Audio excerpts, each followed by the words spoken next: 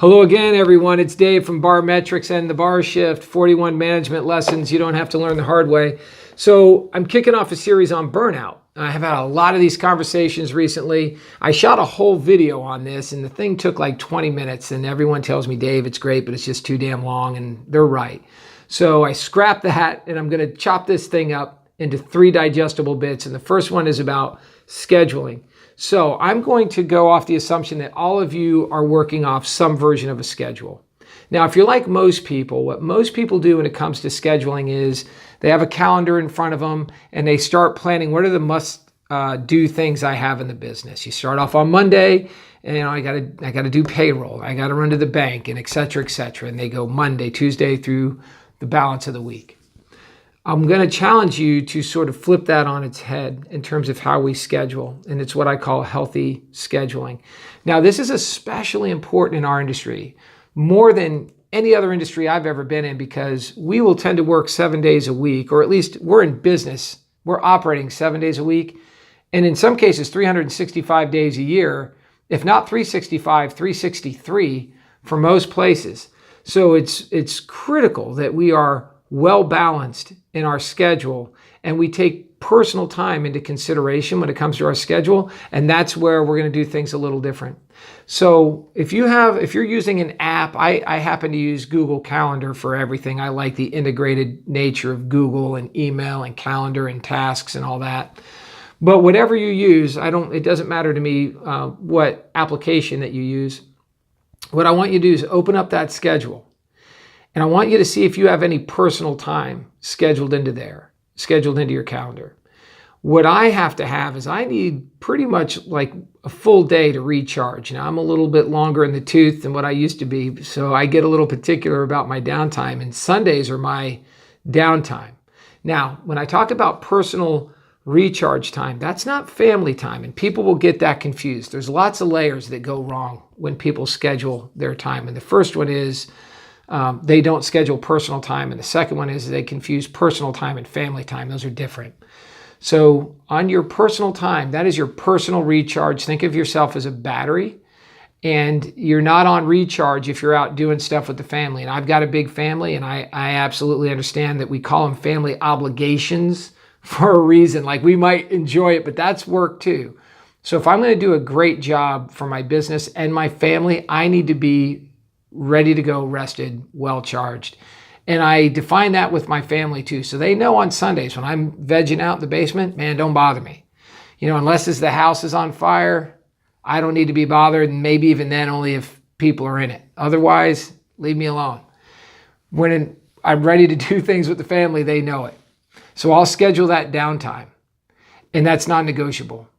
The second thing I do on my calendar then is I schedule my family time. If I have obligations, if my daughter's in track, or I've got one that's in orchestra, or the boys have a game, put all that stuff in my calendar. We might go out to eat as a family. We might go to a movie. That's great.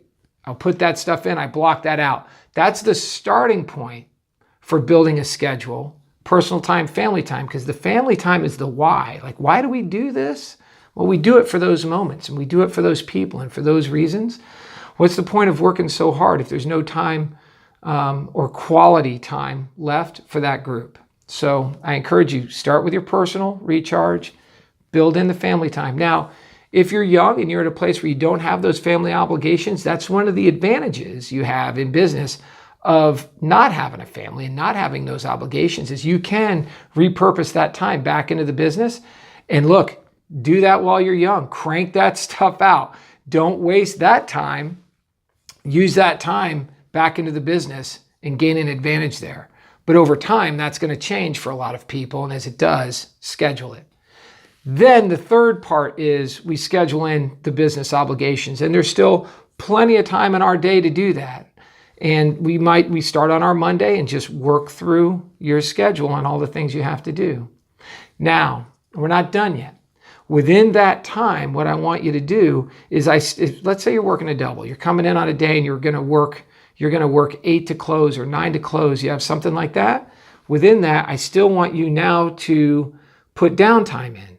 You should have downtime in your schedule. And if you're working something like a double, I want you to take your lunch off site. I want you to leave the venue, because you know that there's no such thing as time away. If you're having lunch in your venue and you sit down at a booth and you're going to eat, you're going to get bothered the entirety of your lunch on things that you don't need to be bothered with, but by virtue of the fact that you're there, people are going to come bother you with it.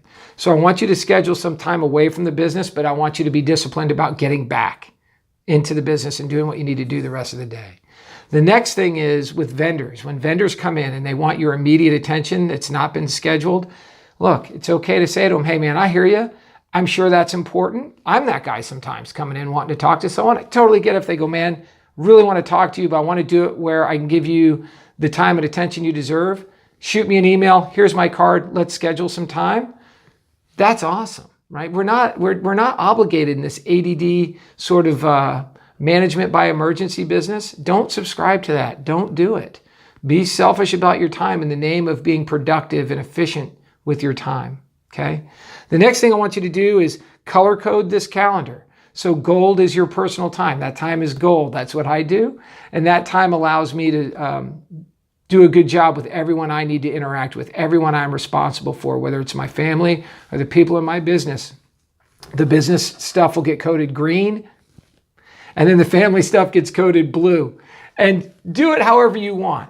But you should have a real nice calendar that allows you time for yourself, allows you time for your family and your business. And it doesn't need to be a brutally hard construct. I don't want to be confined to my schedule in such a way that it doesn't give me any freedom. So you can build that flexibility in. I'm not saying this needs to be rigid, but what it does need to do is allow you structure that allows you to be efficient with your time and be able to look at a work week that you have and say, does this satisfy all my requirements? Time for me, time for myself, and time for my family. And I think you'll find that you'll live a much healthier existence when you do that, especially in the 7-day-a-work industry that we live in. The final part is, after you get this squared away for yourself, I want you to turn around and do this exact same thing for your team. Grab your managers, sit them down and say, show me your calendar, show me your schedule, and I want you to take them through that, show them this video, and then make sure your downtimes need to jive, right? So if you're gonna disappear on Sunday, like I do, you can't have your manager disappear on Sunday. Maybe their day is Monday or Saturday, whatever the case may be. But mesh that together so you all are living this healthy existence with time to recharge and spend with your families. The final nugget I'll give you on this is I've got a client that insists on everyone takes 2 days off in a row. Because you guys have been there where you take 1 day off and you're right back to work and it feels like you never had any time to really unplug. I love that as a best practice. If you can pull that off in your business, and I would challenge you to really try, because I think most people are quick to say, I couldn't do it, but you can. You're just gonna have to break some bad habits and put some trust into some people. But having 2 full days off to recharge is a huge game changer for you and the people that work for you. So it could be Monday, Tuesday, it could be a Wednesday, Thursday, Tuesday, Wednesday, whatever it is. Those 2 days can really make a difference in terms of getting away from the business, decompressing, re-energizing, and then get after it when you get back to work. Man, I love that. Love it, love it. So that's the first. I think we cut it down, 8 minutes, much better than 20. That's about scheduling. I've got the next thing coming up, which I'm not going to spoil the broth. I'm not going to tell you what it is, but we're going to talk more about burnout in the next video, which will be within the next 30 days. So until that time, remember, if you don't have, that's the beautiful backside of the book. If you don't have your copy of The Bar Shift yet, it's really easy to buy at Amazon.com. We appreciate you watching, and we'll see you next time. Take care, my friends.